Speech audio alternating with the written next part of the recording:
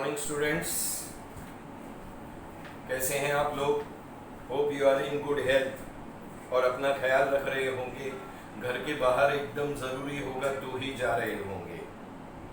So welcome to this secretarial practice. अगर आपको ध्यान में होगा, लास्ट लेक्चर में हमने 4th चैप्टर स्टार्ट किया था and that 4th chapter was issue of debentures, chapter number 4। 3 chapters हम लाइन से first, second and third complete कर चुके हैं। 4th चल रहा है। ये 4th वाला छोटा सा चैप्टर है। इसका वेटेज भी मैंने आपसे कहा था बहुत कम है। आज ये चैप्टर खत्म हो जाएगा क्योंकि इसमें एक स्मॉल क्वेश्चन है और कुछ एक पॉइंट्स हैं जो मैं ऑब्जेक्टिव्स के लिए डिस्कस करने वाला हूँ कि भाई फिल इन द ब्लैंक्स में या मैच द कॉलम में अगर आ जाए तो आपको ध्यान में रखना है। अब लास्ट लेक्चर में आई टोल्ड यू कि भाई डिबेंचर्स का मीनिंग, डिबेंचर का फीचर्स और उसके अलावा काइंड्स ऑफ डिबेंचर या types of debentures we have discussed in chapter number 2 itself. पिछले लेक्चर में हम लोगों ने एक क्वेश्चन डिस्कस किया था, स्मॉल क्वेश्चन, जिसमें से ऑब्जेक्टिव्स भी आ सकते हैं and that was provisions for issue of debenture as per Companies Act 2013, यानी कि इंडियन कंपनीज एक्ट 2013 के मुताबिक डिबेंचर से संबंधित रूल्स एंड रेगुलेशंस या प्रोविजंस जो भी हैं वो हमने लास्ट लेक्चर में डिस्कस किए थे। मैंने आपको बता दिया था कि वो जो प्रोविजंस है they are on page number 70, underline भी किया हुआ है मेरी बुक के अंदर, आपने उनको गो थ्रू कर लिया होगा। Now today coming on to page number 71, कुछ एक 4 पॉइंट्स हैं जो आपको ध्यान में रखने हैं फॉर ऑब्जेक्टिव पर्पस की अगर फिल इन द ब्लैंक्स या मैच द कॉलम में पूछ लिया जाए तो these are provisions as per companies rules 2014। Last lecture में जो किया था that was provisions as per Companies Act 2013. This is as per Companies Rules 2014. कुछ नियम है, कुछ प्रोविजंस हैं, जिसमें सबसे पहला जो है that is tenure of secured debentures. सी कंपनी अलग अलग प्रकार के डिबेंचर्स इशू करती है। इसमें सिक्योर्ड डिबेंचर्स भी होते हैं, अनसिक्योर्ड डिबेंचर्स भी होते हैं, redeemable, irredeemable, convertible, non convertible. Company यदि सिक्योर्ड डिबेंचर्स इशू करती है तो इस सिक्योर्ड डिबेंचर्स का टेन्योर का मतलब होता है टाइम पीरियड, कि भाई ये डिबेंचर्स कितने समय के लिए इशू किए जाएंगे। वेल, इसमें आपको ध्यान में रखना है कि सिक्योर्ड डिबेंचर्स जो है they can be issued for maximum 10 years, यानी कि ज्यादा से ज्यादा 10 साल के लिए इशू किए जा सकते हैं और फिर उसको रिडीम करना पड़ेगा या रीपे करना पड़ेगा, यानी कि they must be redeemed. Redeemed का मतलब होता है repaid with in a period of 10 years. 10 साल से ज्यादा पीरियड के लिए इनको इशू नहीं किया जा सकता है। आपको ये बात ध्यान में रखनी है कि सिक्योर्ड डिबेंचर मैक्सिमम 10 साल के लिए इशू किया जाता है। 10 साल के भीतर आपको उसे रिडीम कर देना होगा या रीपे कर देना होगा। You have to remember this maximum period 10 years for your objectives. Number 2 is create charge on assets. Well, talking about creating the charge on assets, company जब डिबेंचर इशू करती है तो डिबेंचर के जरिए कंपनी बोरो करती है। So when the company is borrowing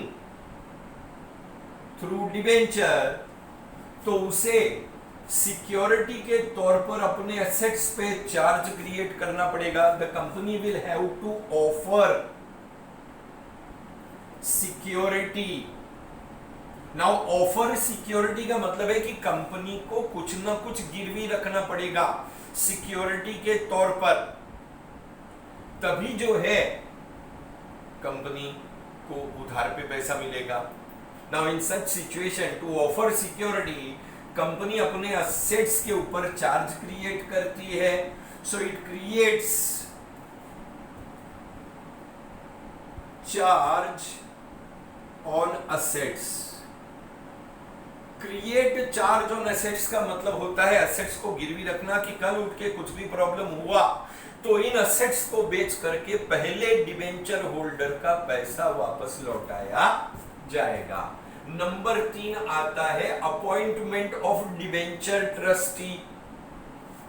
कोई भी कंपनी जब डिबेंचर्स इशू करती है तो उसे अपने असेट्स पर चार्ज क्रिएट करना होता है और साथ साथ में अपॉइंट करना पड़ता है डिबेंचर ट्रस्टी। अब ये डिबेंचर ट्रस्टीज कौन है सर? डिबेंचर ट्रस्टीज जो है they take care of interest of debenture holders.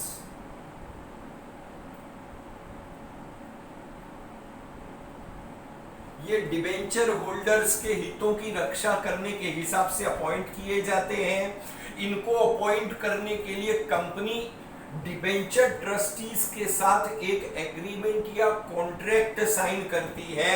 That agreement और contract is known as trust deed. This trust deed is signed between the company and the debenture trustees. ये debenture trustees इन assets के ऊपर नजर रखेंगे और debenture holder के हित की रक्षा करेंगे कि भाई कंपनी कुछ गड़बड़ या गलत ना करे with the debenture holder. And number 4 is create debenture redemption reserve. See कोई भी कंपनी जब डिबेंचर्स इशू करती है तो डिबेंचर इशू करके वो बोरो कर रही है, उधार पर पैसे ले रही है, जाहिर बात है उसको रीपे भी करना पड़ेगा। अब सवाल ये उठता है कि कंपनी ने डिबेंचर इशू किया, 50 करोड़ के डिबेंचर इशू किया, उधार लिया। अब ये 50 करोड़ के डिबेंचर्स उधार ले करके कंपनी ने तो इस पैसे को इन्वेस्ट कर दिया, यानी कि उससे फैक्ट्री बना ली। अब जब पैसे लौटाने का समय आएगा तो कहां से लौटाएंगे?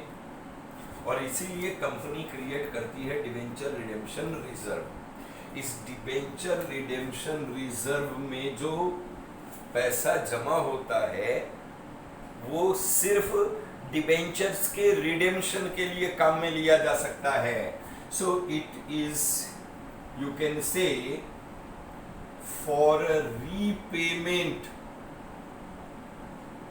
It is for repayment to debenture holders. ये रिजर्व कंपनी कहां से क्रिएट करती है? हर साल के प्रॉफिट में से थोड़ा थोड़ा पैसा इस फंड में या इस रिजर्व में ट्रांसफर किया जाता है। So it is created out of profits. Company का जो भी प्रॉफिट होगा उस प्रॉफिट में से कुछ पैसे कंपनी इस रिजर्व में ट्रांसफर करेगी। ये डिबेंचर रिडेम्पशन रिजर्व जो है it can be used only for the repayment to debenture holder. Debentures के रीपेमेंट के लिए ही यूज कर सकते हैं, किसी और काम के लिए इसको यूज नहीं किया जा सकता। सो ये थोड़ा सा कुछ 4 पॉइंट थे as per companies rule 2014, page number 17 पर दिया हुआ है, आप उसे देख करके अंडरलाइन कर लेंगे। ऑब्जेक्टिव्स के हिसाब से याद रखना है। नेक्स्ट एक स्मॉल क्वेश्चन आता है जो कि आपको पूछा जा सकता है as a small question, procedure for issue of debentures. ये आपको मिलेगा on page number 72 and 73, page 72 and 73 of your textbook। Small answer है 5 मार्क्स का।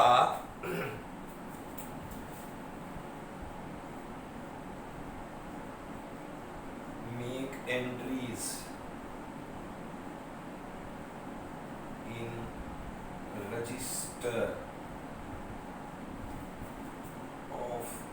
Debenture holders.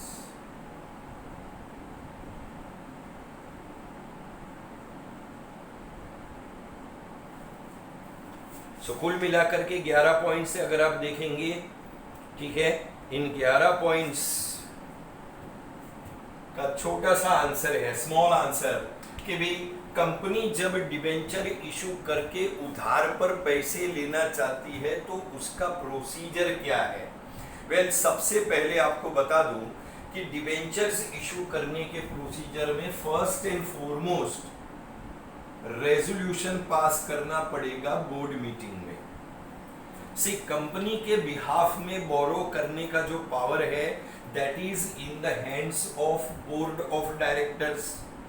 डायरेक्टर्स कंपनी के बिहाफ में बोरो कर सकते हैं, लोन ले सकते हैं। अब ये बोरो करने का डिसीजन लेने के लिए रेजोल्यूशन पास करना पड़ेगा बोर्ड मीटिंग में, यानी कि सबसे पहले बोर्ड मीटिंग रखी जाएगी। इस बोर्ड मीटिंग के अंदर रेजोल्यूशन पास करेंगे और डायरेक्टर्स डिसाइड करेंगे। द डायरेक्टर्स विल डिसाइड कि कितना अमाउंट का डिबेंचर्स इशू करके बोरो करना है, यानी कि कितना कर्जा लेना है, कौन सा टाइप ऑफ डिबेंचर इशू करना है, यानी कि सिक्योर्ड इशू करना है, अनसिक्योर्ड इशू करना है, redeemable, irredeemable, convertible, non convertible, type of debenture decide करना होगा, अमाउंट ऑफ डिबेंचर डिसाइड करना होगा। साथ में ये भी डिसाइड करना होगा कि भाई कितने पीरियड के लिए डिबेंचर को इशू करना है, 5 साल के लिए, 7 साल के लिए, 10 साल के लिए, ये सारा सब डिसाइड करते हैं और रेजोल्यूशन पास करते हैं। डिबेंचर इशू करके बोरो करने का जो पावर है that is in the hands of board of directors, और वो लोग ये डिसीजन लेते हैं इन द बोर्ड मीटिंग। एक बार बोर्ड मीटिंग में रेजोल्यूशन पास हो गया तो फिर नेक्स्ट स्टेप जो है ना, जरूरत पड़ने पर ही आता है, and that is to hold extraordinary general meeting. Hold extraordinary, see कई बार क्या होता है कि बोर्ड ऑफ डायरेक्टर्स को बोरोइंग पावर बढ़ाने की जरूरत पड़ती है, क्योंकि डायरेक्टर्स का जो बोरोइंग पावर है वो कंपनी के आर्टिकल्स ऑफ एसोसिएशन में दिया हुआ है। जरूरत पड़ने पर ये बोरोइंग पावर को बढ़ाने की, जैसे मान लो कंपनी के आर्टिकल्स ऑफ एसोसिएशन में दिया हुआ है कि भाई डायरेक्टर 50 करोड़ जितना बोरो कर सकते हैं, लेकिन डायरेक्टर्स जो है 75 करोड़ बोरो करना चाहते हैं, तो ऐसे में उनको बोरोइंग पावर इंक्रीज करना पड़ेगा। उसके लिए रखनी पड़ेगी एक्स्ट्रा ऑर्डिनरी जनरल मीटिंग, जिसमें शेयर होल्डर जो है they will give permission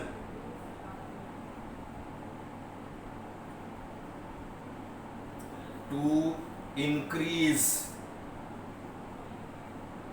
borrowing powers।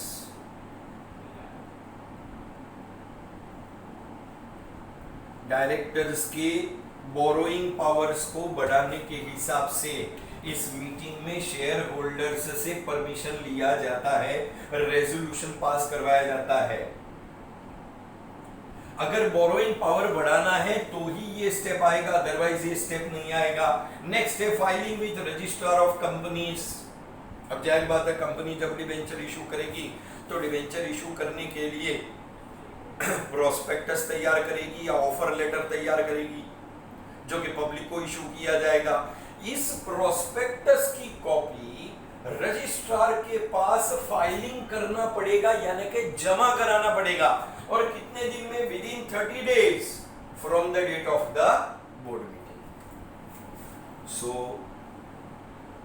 Prospectus या ऑफर लेटर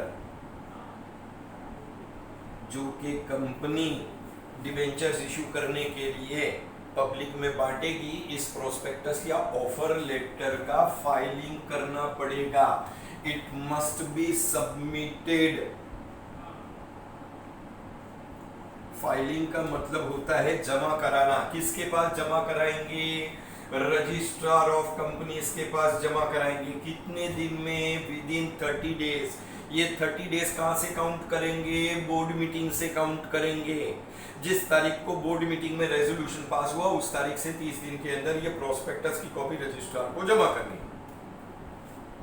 नेक्स्ट आएगा ऑब्टेन क्रेडिट रेटिंग। देख, कंपनी डिबेंचर इशू करके पब्लिक के पास से उधार पे पैसा ले रही है। उधार उन्हीं लोगों को मिलता है जिनका मार्केट में क्रेडिट रेटिंग अच्छा हो। ये क्रेडिट रेटिंग कंपनी को ऑब्टेन करना पड़ेगा किसी न किसी एजेंसी के पास से। सेबी के नियमों के अनुसार 2 क्रेडिट रेटिंग एजेंसीज के पास से, ये इंडिपेंडेंट एजेंसीज होती है और ये इंडिपेंडेंट एजेंसी कंपनी के बैलेंस शीट को स्टडी करने के बाद कंपनी की फाइनेंशियल पोजीशन कैसी है उसके आधार पर वो लोग क्रेडिट रेटिंग देते हैं। एक क्रेडिट रेटिंग एजेंसी का नाम है केयर और दूसरे का नाम है क्राइसिल। इन 2 एजेंसीज के पास से क्रेडिट रेटिंग करवाना होगा। ये लोग जो भी क्रेडिट रेटिंग देंगे, that credit rating must be mentioned in prospectus. Prospectus के अंदर क्रेडिट रेटिंग के बारे में मेंशन करना होगा। पब्लिक क्रेडिट रेटिंग कंपनी की देखेगी, उनको लगेगा कि हाँ भाई कंपनी का क्रेडिट रेटिंग सही है तो वो लोग अप्लाई करेंगे। नेक्स्ट आएगा एंटर इनटू अंडरराइटिंग एग्रीमेंट। देख, कंपनी 50 करोड़ के डिबेंचर्स इशू करके उधार ले रही है। सारे के सारे डिबेंचर्स बिक जाएंगे इस बात की कोई गारंटी नहीं है। तो ऐसे में कंपनी के डायरेक्टर्स क्या करते हैं, अंडरराइटर के साथ एक कॉन्ट्रैक्ट या एग्रीमेंट साइन करते हैं which is known as underwriting agreement. इस अंडरराइटिंग एग्रीमेंट में अंडरराइटर, ये अंडरराइटर कौन है, बैंक है या फाइनेंशियल इंस्टीट्यूशन है जो कि कंपनी को गारंटी देता है कि तुम्हारे जितने भी डिबेंचर्स नहीं बिकेंगे उतना हम खरीद के आपको पैसा देंगे। सो underwriter guarantees minimum subscription।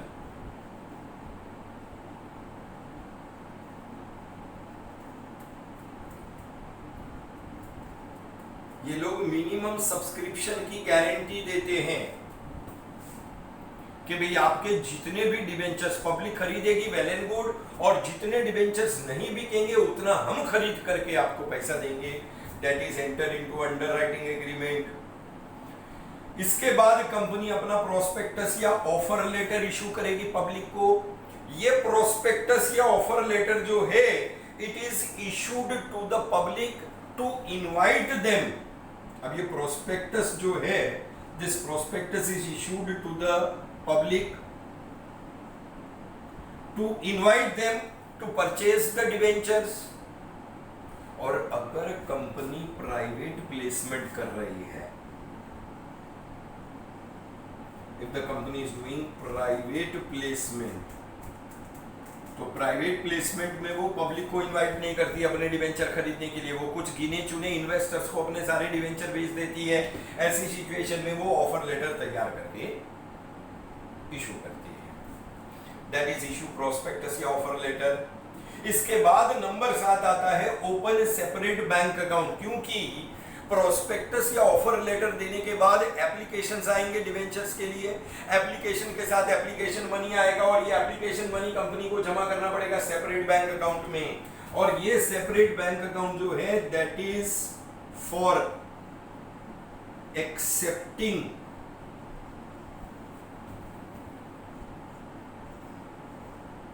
Application money. Application के साथ जो पैसा आएगा उस एप्लीकेशन मनी को जमा करने के लिए ये सेपरेट बैंक अकाउंट ओपन किया जाएगा। इस सेपरेट बैंक अकाउंट में ये पैसा जमा होगा। ये सेपरेट बैंक अकाउंट आपको ओपन करना पड़ेगा इन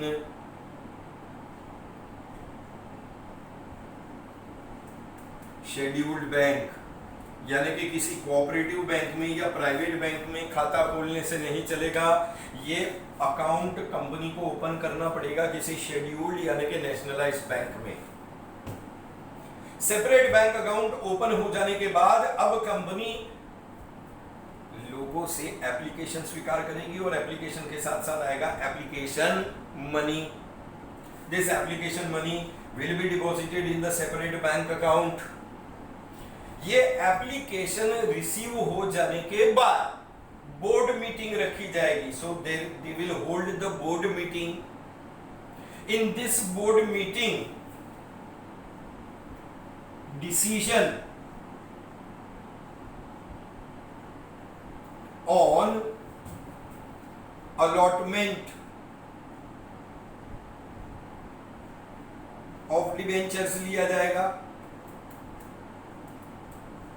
कि भी किसको डिबेंचर्स अलॉट करना है और कितना डिबेंचर्स अलॉट करना है, उसके ऊपर डिसीजन लिया जाएगा। और साथ साथ में चार्ज ऑन असेट्स, यानी कि जो असेट्स गिरवी रखने हैं इन डिबेंचर होल्डर्स के लिए, उसके ऊपर भी फैसला लिया जाएगा इन this board meeting. Board meeting में डिबेंचर्स के अलॉटमेंट का डिसीजन ले लेने के बाद अब नेक्स्ट स्टेप देखो आपको मिलेगा, इशू ऑफ डिबेंचर सर्टिफिकेट। जिन लोगों ने डिबेंचर खरीद करके कंपनी को पैसा दिया, उन्हें सबूत या प्रमाण के तौर पर आपको डिबेंचर सर्टिफिकेट देना पड़ेगा। अब ये डिबेंचर सर्टिफिकेट जो है ना, इसका अलॉटमेंट का decision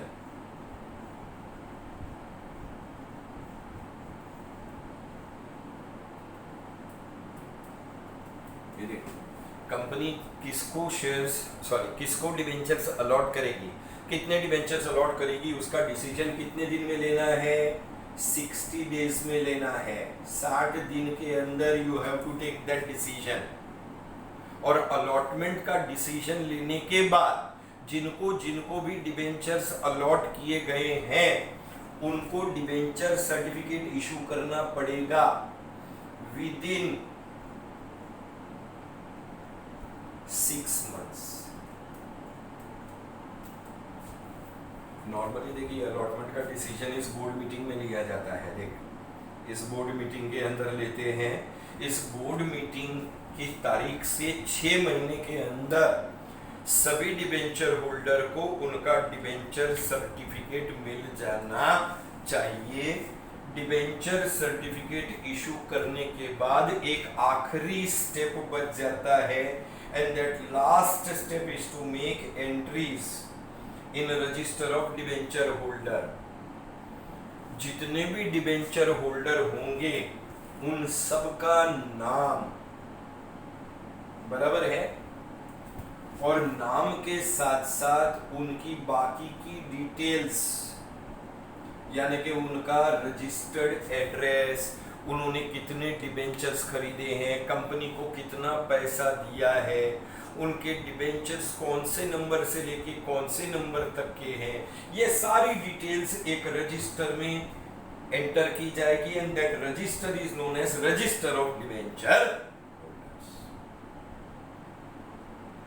so that is what is you can say your small answer. देखिए यहां से स्टार्ट हो रहा है पेज नंबर 73 पर, ये 10 पॉइंट है और ये 11वां पॉइंट यहां पर है, ठीक है। इसके बाद देखो आपको एक टॉपिक मिलेगा जिसको हम डिबेंचर ट्रस्टीज कहते हैं। ये debenture trustees on page number 74 has been omitted from your syllabus. ध्यान रखो, इधर साइड में लिख दे रहा हूं, डिबेंचर ट्रस्टीज पेज 74।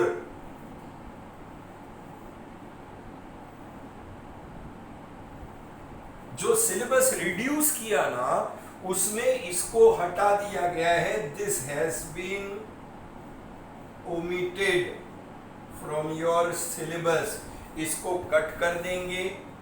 बस आपको ऑब्जेक्टिव के हिसाब से मैंने मीनिंग बता दिया है कि भाई डिबेंचर ट्रस्टीज जो हैं ये डिबेंचर होल्डर के रिप्रेजेंटेटिव्स हैं। इनकी जिम्मेदारी होती है डिबेंचर होल्डर्स के हितों की रक्षा करना। कंपनी के ऊपर नजर रखेंगे, कंपनी के कामकाज के ऊपर नजर रखेंगे कि भाई कंपनी, उनका पैसा डूबना नहीं चाहिए, समय पर उनको इंटरेस्ट का पेमेंट मिलना चाहिए। That is the job of debenture trustees, जिसके लिए बाकायदा एक एग्रीमेंट साइन किया जाता है जिसको हम ट्रस्ट डीड कहते हैं। बट ये जो शॉर्ट नोट है that has been removed from your syllabus. तो यहां पर आप देखेंगे कि आपका चैप्टर नंबर 4 खत्म हो जाता है। ऑब्जेक्टिव्स थोड़ा सा नजर डाल लेंगे, सॉल्व कर लेंगे, ठीक है। वैसे तो आंसर्स के साथ दिया हुआ है, बट फिर भी आप पहले खुद ट्राई करेंगे और फिर उसके बाद देखेंगे। नेक्स्ट लेक्चर में जब हम मिलेंगे तो we will start with chapter number 5। Chapter number 5 से स्टार्ट करेंगे, ओके, न्यू चैप्टर।